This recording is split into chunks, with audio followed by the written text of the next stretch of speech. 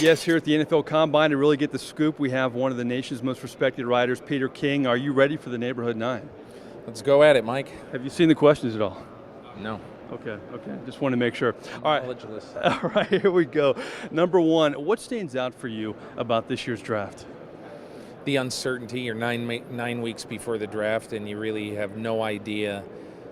I mean, Carolina Panthers could take Cam Newton. They could take Daquan Bowers. They could take any of 3 or 4 guys.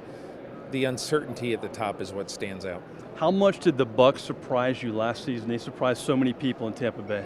Considering I picked them to be the worst team in football before the year, I'd say surprise is a pretty mild word. I was shocked at how good they were. You know, you got to hand it to Mark Dominic for picking some good players, Raheem Morris and his staff for coaching them. You're big on lists. Number 3, where do you rank Josh Freeman among NFL quarterbacks? Oh, I mean, you know, he's not in the top 10 yet, but he's going to be in the top 10. I don't know, I'd say probably 15-ish, something like that, but I was extremely impressed to do what he did at age 22 with a young team like that. You know, to be over 500 is amazing, and to do what they did last year in him, he's going to be a really good quarterback for a long time. Number 4, speaking of surprises, Raheem Morris surprised a lot of people. Many thought he might be one and done in Tampa Bay. What do you see in his coaching future?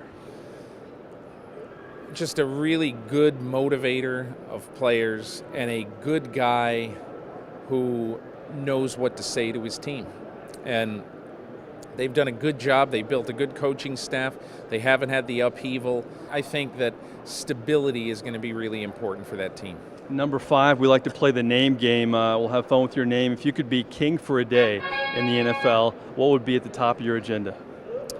I'd probably redouble the efforts to do more about head trauma, to let them know, listen, we're not doing these severe fines and these rules to make a mockery of football. We're trying to do it because when you're 65, we want you to have some sort of life.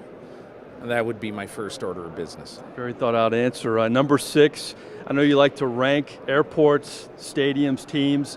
How does Raymond James Stadium rank? You've been to all of them, I think. How does it rank in the NFL? It's a beautiful stadium. I think it's perfect. Good sight lines for fans. It's loud. I'm not a big fan of the cannon. You like the cannon, huh? I might like it if I was a fan, but there are times when you're sitting in the press box writing and that cannon goes off and you jump out of your skin. So, but anyway, if the fans like it, it's all good. Down the stretch we go. Number 7. I know you're big on the Hall of Fame, and I'd read your book recently. You don't like the term future Hall of Famer. You got to kind of sit back and wait. But let me ask you this. Derek Brooks, you think he'll be a first ballot Hall of Famer?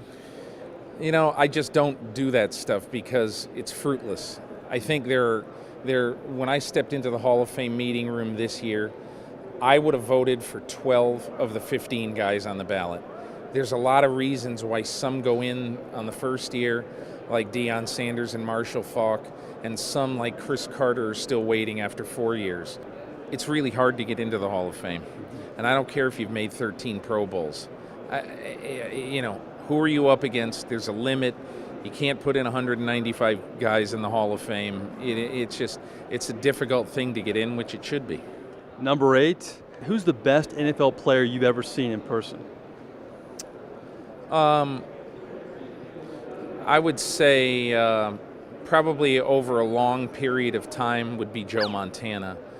I mean, if we're not talking about Jim Brown when I was 10 years old for how clutch he is and how I've seen him take a licking and keep on ticking, I'd say Joe Montana.